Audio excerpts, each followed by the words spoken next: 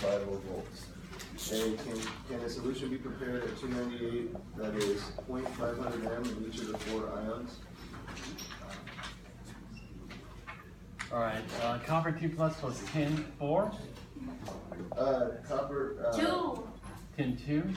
I know.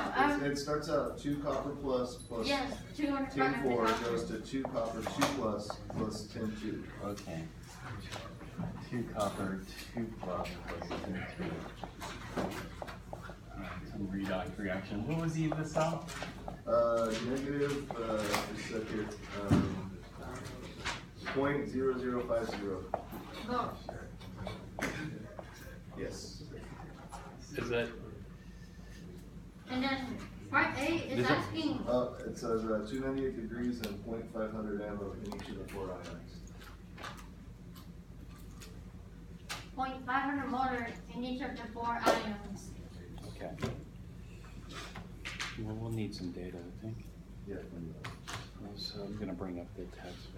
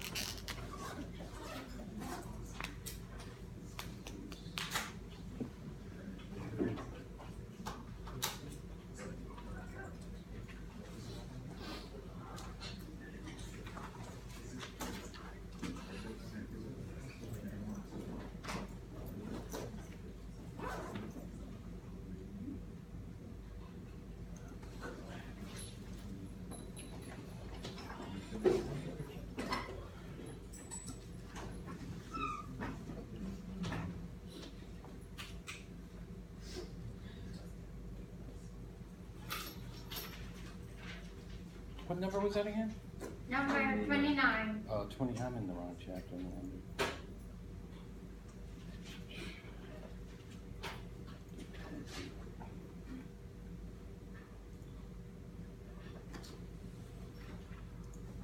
Whenever I went to chapter 19, that came back again. All right, here we go. All right, for this reaction here, can a solution be prepared at 298 Kelvin that is 0.500 molar in each of the 4 ions? Well, this is basically this.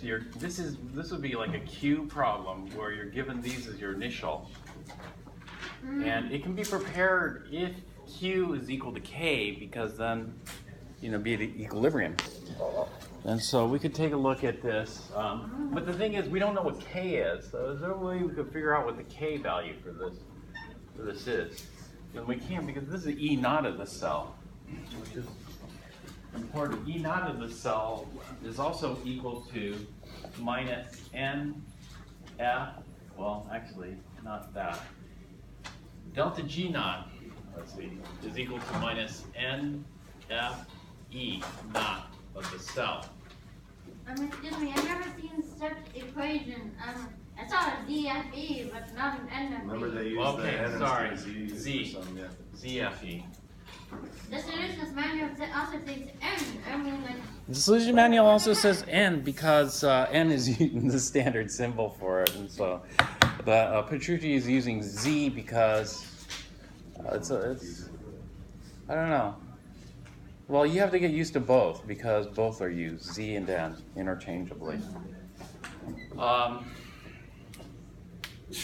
Okay, Z F E naught of the cell. So E naught of the cell is delta G naught over Z F. CF, negative somewhere. Yeah, negative there. Well, anyway, this is a way to calculate E naught of the cell from delta G, but We can also calculate delta G naught from E naught of the cell. Just by plugging this in here, we can get it. And so we have to look at how many electrons are transferred in the balanced chemical reaction. And we can see that this one is going to gain 2 electrons, and each of these coppers, we got 2 of them, each one will gain 1 electron. That is, 1 electron for one copper plus and another electron for another copper plus. And so the number of electrons transferred is going to be 2 moles. So the Z is equal to 2 moles of electrons transferred. And then the Faraday constant, you don't have to memorize this, but it's 96,485 coulombs per mole of electrons. So the moles cancel, that gives us coulombs. And then E naught of the cell, which is 0.0050 volts. And so it's a negative, so negative times negative is going to give me a positive delta G. Positive delta G is what you'd expect for this because it's going to go backwards. The electrons are trying to go backwards. In fact, they have this wrong, the setup is wrong because over here it shows that tin 4 is the OA, the oxidizing agent. It can't be. It's got to be copper 2 plus as the oxidizer. It's got to go backwards, right? And so the cell, if you tried to build this cell with the anode and the anode here would be copper plus. In fact, this cell would have to have 2 inert electrodes because you can't use tin metal. You see, you can't use tin metal because it would screw things up.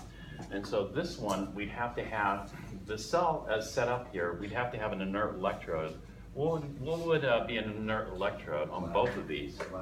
Platinum. Platinum's good. We'll just use platinum over here. Platinum is just going to feed the electrons in the circuit. The electrons want to travel left to right.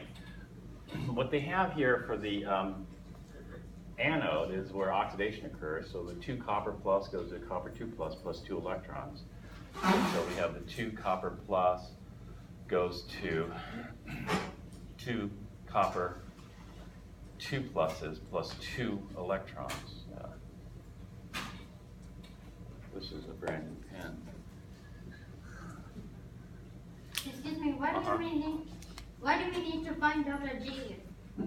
We don't have, you see, this is like a Q problem. Can a solution be prepared that is 0.500 molar in each of the 4? It can if that's at equilibrium. If not, which direction? So this should clue you in. Which direction will the reaction occur? That should clue you in. This is a Q versus K problem. Mm-hmm. So then how do we find K? Well, that's the whole situation. How do we find K? And we're doing it in 2 steps. We could do it in 1 step. We can combine the equations. Do you want to combine the equations? Because we know that delta G naught is equal to minus RT ln of K, so we can substitute that in there if we want. Just solve for K directly. Or we can first solve for delta G naught and then solve for K. What do you want to do? First solve for delta G naught. And then solve for K? Yes. Okay, then we can do it that way. So that's what you need to. But anyway, let me talk about this cell here. The cell, okay, we can't use copper metal here. Even though it would seem like we could use copper metal, but we shouldn't use copper metal because that means another potential half reaction can occur, and that would be copper 2 plus 2 electrons going to copper metal, copper solid. We don't want that. And so this is why we're using an inert electrode here, because we need the copper plus to collide with the electrode. When it collides with the electrode, it's going to lose an electron into the circuit. And so we're going to have 2 of these. And then those electrons are going to be fed over here to the other electrode.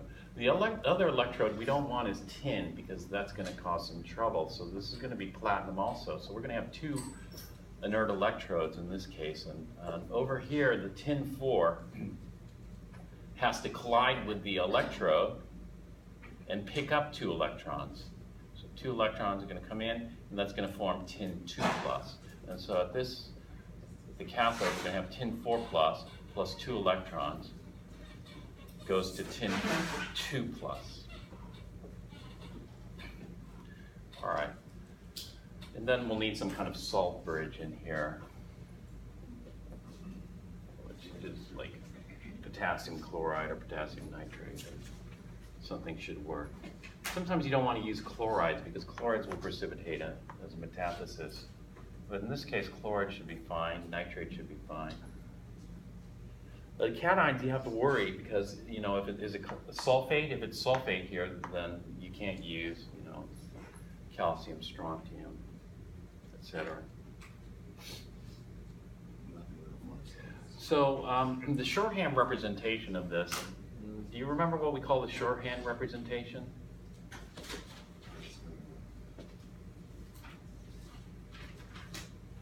The name that's given. A couple, yeah, a couple is just part of the whole thing. If I wanted the shorthand representation of the entire cell, I don't call it a couple. A couple is the half. So the couple over here would be, and the couple, we don't write the 2. This would just be copper to copper 2 plus. This is not balanced necessarily, you know, or it could be balanced, but we don't care if it's balanced or not balanced. All we want is the main reactant and the main product. So that would be a couple. The other couple here would be the tin 4 plus to tin 2 plus couple. Okay, then we put those couples together. If we put the couples together, then we get the cell. And so we got copper plus going to copper 2 plus. Then we need the double bar here, which represents the what? The bridge. Yeah, the salt bridge bit. The tin 2 plus here. This would be called the cell diagram. Except this cell diagram is missing something. The cell diagram is missing the electrodes. Even though this is the anode half reaction here, and this is the cathode half reaction, we have to show how the electrons are getting to the reducing agent and how the electrons are getting to the oxidizing agent. And so here we have to specify what electrode we're using. And in this case, we're using platinum. And so there's going to be a solid line here because this is solid, aqueous, aqueous. Now these are 2 aqueous phases. And so in a couple like this, we would draw a solid line here. But in a cell diagram, if they're both in the same phase, we don't use a solid line here. Do you know what we use? We use a comma. Even though this is separating the reactant from the product, the comma is used because they're both AQ. And the same thing here. You know, in the couple, I would have used a solid line here, but in the cell diagram, I'm going to use a comma here. Because if I used a comma in the couple, then you don't know it's a couple, redox couple necessarily. In the cell diagram, it should be clear. And then we need like a platinum electrode to feed the electrons to the tin 4 here. So the platinum's feeding it to the tin 4 is being converted to tin 2.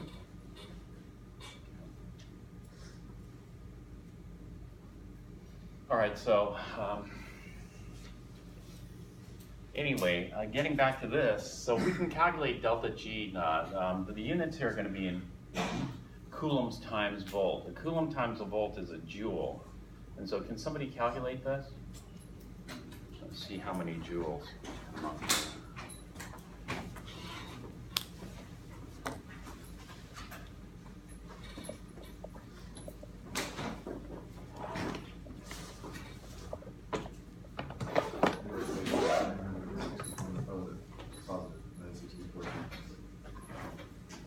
964?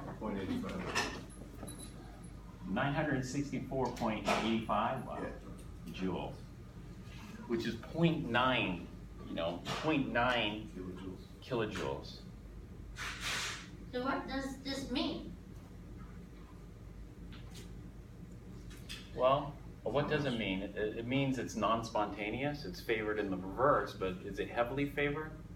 0.9 kilojoules? No, probably at equilibrium you expect a balanced mixture of reactants and products. We can see better what this means by calculating K. If we calculate K, K is just equal to E to the minus delta G naught over RT. And so let's go ahead and plug that in. This is going to be E to the minus 964.85 joules over 8.3145 joules per Kelvin times T, which is 298 Kelvin, which gives us what?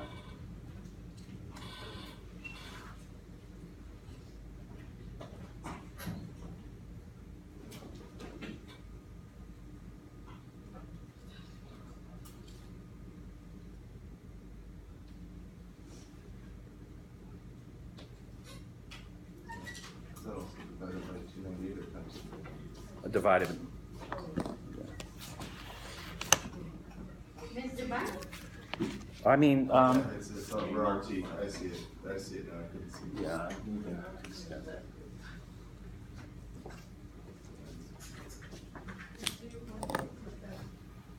What is it? 0.67. Okay, if you have a K, give me some more digits. 0.67. 7. Hmm? 7. No, 67, 68. 68. 67, What? 68. I didn't get the same value. Oh, wait. 0.67745. 0.67745. Yes. Okay. So that K is close to 1. If that K is close to 1, then maybe like 0.500 molar would work, you know?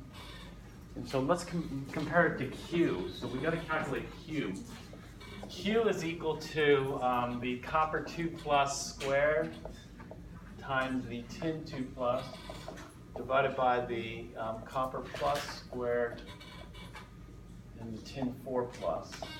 And so they're saying a 0.4500 molar in each of the ions. So 0.500 molar is going to be 0.500 squared times 0.500 divided by 0.500 squared. 0.500. In fact, this is just going to equal 1 for this particular reaction. It doesn't always equal 1, but in this case it equals 1. And so unfortunately, is Q and K the same thing? Therefore, this is not going to be sustained, right? In fact, Q is greater than K. Q is greater than K, which means we're going to have a reverse reaction. Slightly though. Hmm? Slightly. Yeah, slightly. This is what delta G naught is related to. Delta G naught is comparing it to starting or initial concentrations of 1 molar. You know, when we're looking at delta G naught, standard conditions, Q is going to be 1, 1, 1, 1. So it's 1. And so delta G naught is already telling you it's going to go in reverse. What if the concentrations are not in 1 molar? Then it might be, you know, we don't know. We got to calculate and see. Because that would be non-standard conditions. This is non-standard here, right? And so this is a different way of handling non-standard. We just see what the Q is compared to the K.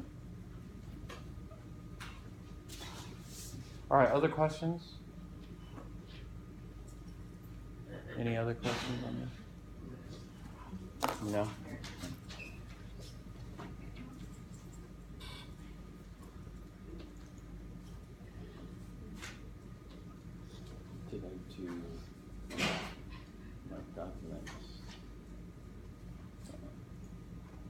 How far you got to the homework, Sandra?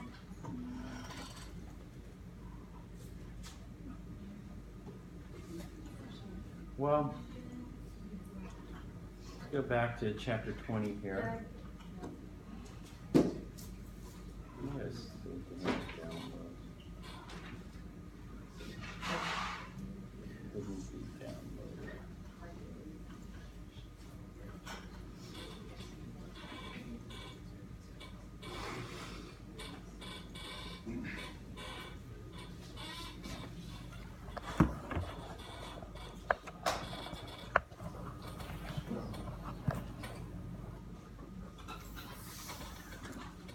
All right, let's continue with the,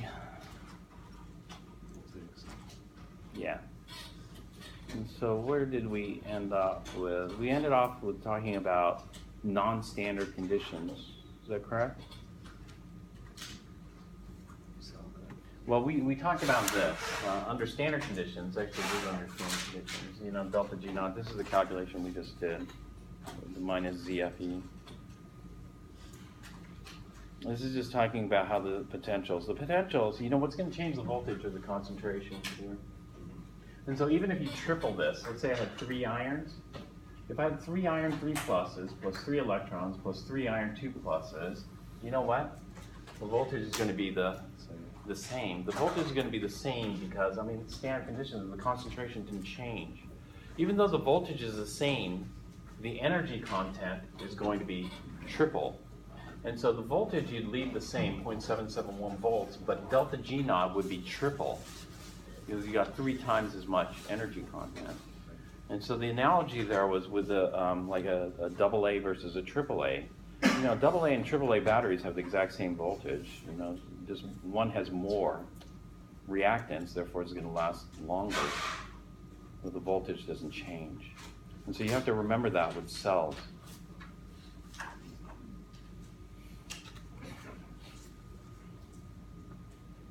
Talked about this. All right, then we came up with this equation here, the Nernst equation. Nernst equation is going non-standard. If we're under non-standard conditions, what's the voltage? Well, voltage is going to depend on the concentration. You know, the higher the reactant concentration, the higher the voltage. The higher the product concentration, the lower the voltage. And so that's going to depend on Q, because if you look at Q, the more product we have, the bigger Q is. The bigger the Q is, the smaller the voltage is going to be from standard conditions.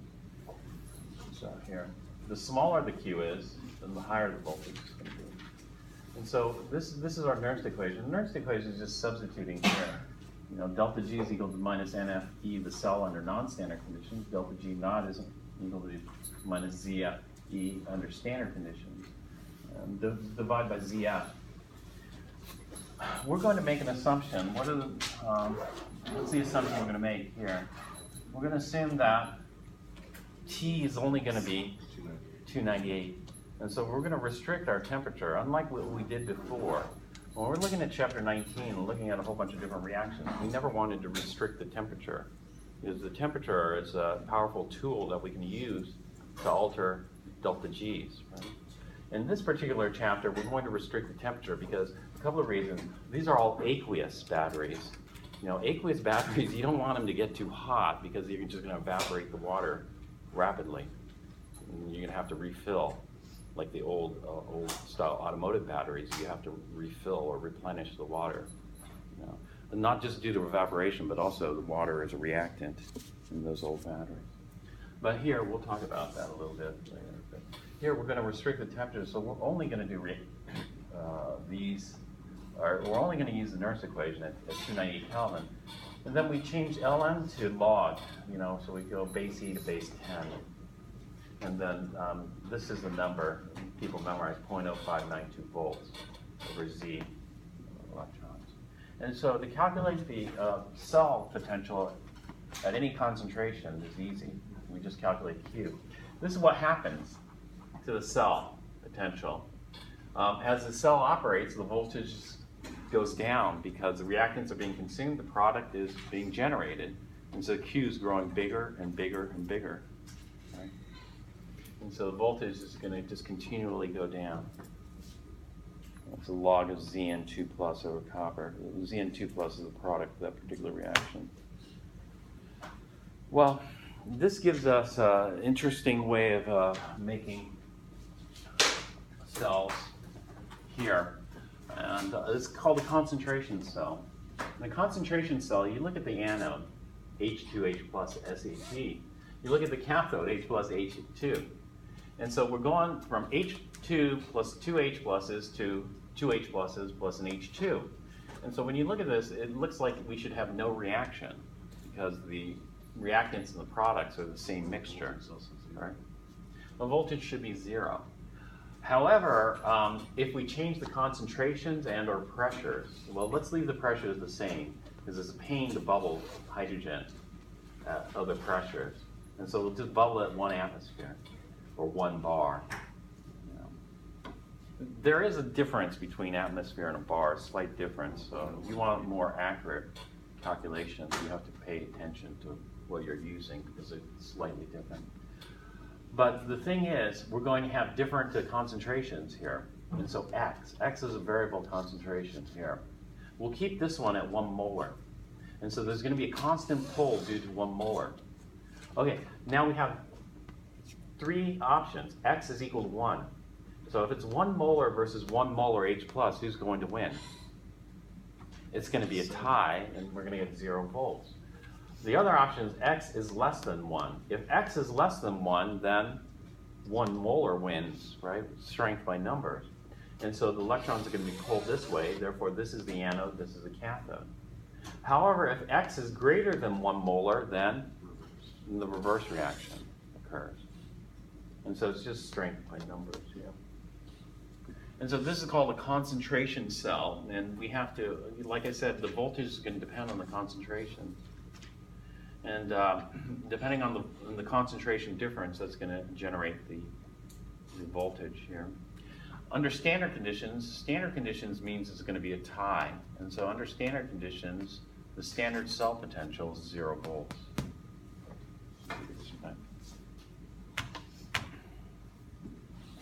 Oops. So there's a net reaction here. The net reaction is going to different concentration.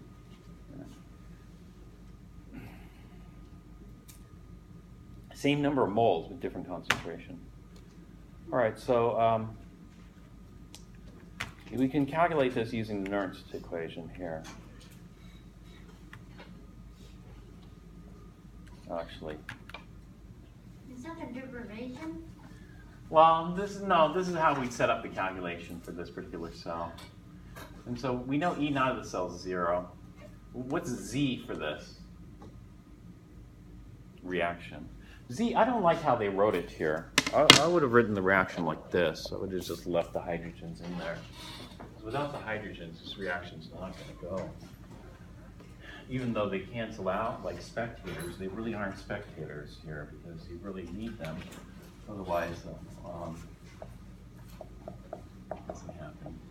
So we got 2 H pluses. On the cathode side, these H pluses are 1 molar. This is going to H2 gas.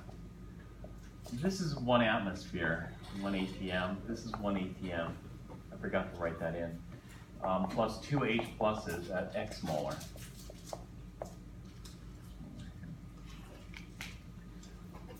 So how many electrons are transferred in the balanced chemical equation?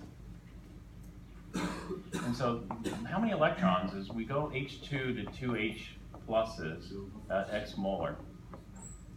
And then we have 2H pluses.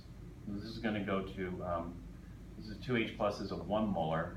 This is going to go to H2 gas at 1 ATM. Both of these are 1 ATM. So the H2 gases will cancel because they're both at the same pressure. These won't cancel because these are different concentrations, even though the moles are the same. And so how many moles of electrons transferred? 2. 2 moles of electrons are transferred. So this is going to be plus 2 electrons here, and then 2 electrons plus pluses. So how do we find Z? How do we find Z as you look at the half reactions? The half reactions here is this. H2 goes to 2H pluses. To balance that, we need 2 electrons. And then this 2H pluses go to H2. Those 2 electrons need to be consumed here. And so Z is 2. And so all we need is Q. Q is going to be, well, let's go ahead and write this in.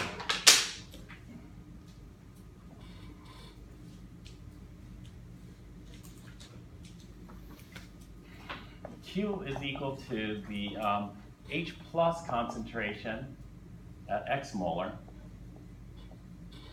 divided by the H plus concentration at 1 molar. Right. And then we have a squared term here. So this is squared, this is squared here. It's Q. Right? But, you know, 1 molar, 1 squared is just 1, right? And so this is just going to be the H plus concentration at X molar squared. You know what the concentration is. And so the Nernst equation is this. E of the cell under non-standard conditions is equal to E of the cell under standard conditions minus, this is always tricky, it's a minus rather than a plus. Because delta G is, you know, delta G is equal to delta G naught plus RT ln of Q, but this is minus Okay, minus, and it's this 0.0592 volts, which you don't have to memorize, divided by Z log base 10 of Q. One way to remember that's negative is if Q grows big, product is increasing. The product increases, that should decrease the voltage. It does here. E naught is the cell. Well, this is a concentration cell. So E naught, if both sides were 1 molar, it would be a tie, so we get 0 volts. Minus 0.0592 volts divided by 2. Right, because we have 2 moles of electrons transferred. And then this is going to be the log of Q. Well, the log of Q is the H plus concentration, you know, X molar, whatever that is. In other words, we don't know what the H plus concentration is. It's just the H plus concentration. I probably shouldn't write it like that. I probably should just write it like this because 0.0592 volts, this is divided by 2. I'm going to use the property of logs. I'm going to take this square and bring it down to the front. This would be times 2. And then log of the H plus concentration. The H plus concentration, I'm just, rather than calling it X molar, we'll just call this, you know, in the anode side. That's the H plus on the anode side. The cathode side is 1 molar. So the anode over the cathode. The 2's cancel each other out. Do you know what the negative log of the H plus concentration is? Negative log of the H plus concentration? pH. And so this is 0.0592 volts times the pH. Interesting. And so that's what this derivation is going through here on the slide here. Oh, shoot.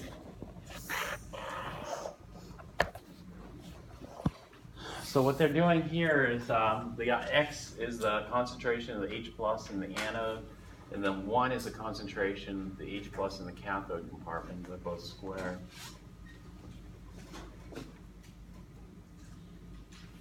And they're saying E naught of the cell is 0 because under standard conditions this is high. And they get this, the negative log of X. Negative log of X, well, X is the H plus concentration in the anode compartment, which is the pH. So it's 0.0592 volts times the pH.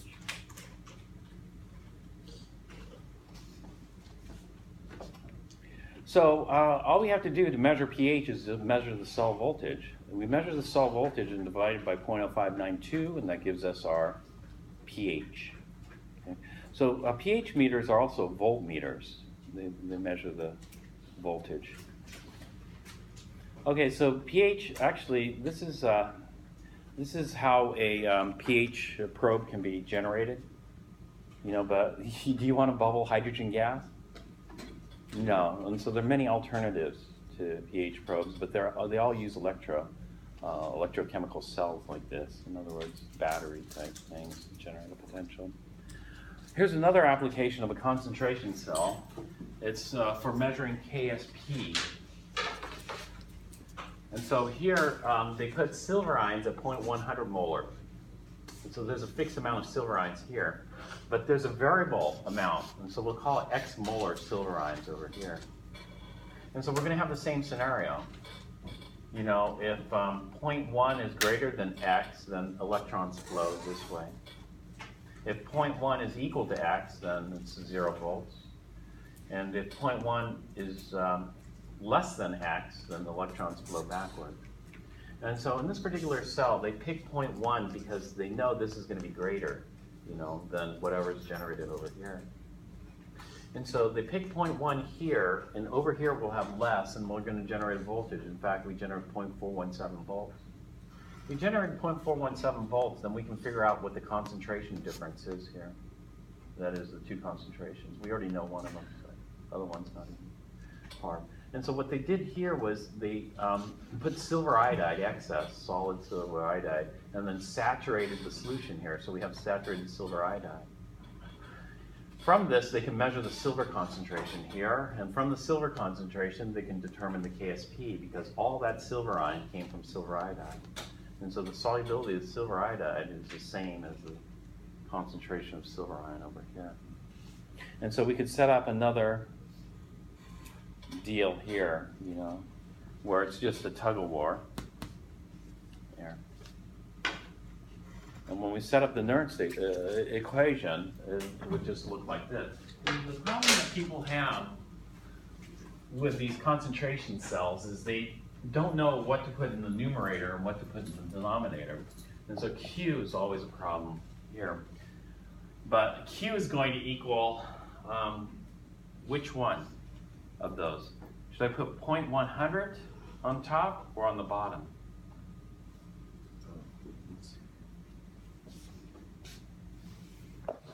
I know one of the concentrations of silver is 0.100. Well, anyway, Q is equal to the silver ion concentration of the product, right? Over the silver ion concentration of the reactant. I don't have to square it because, yeah, it's 1 to 1.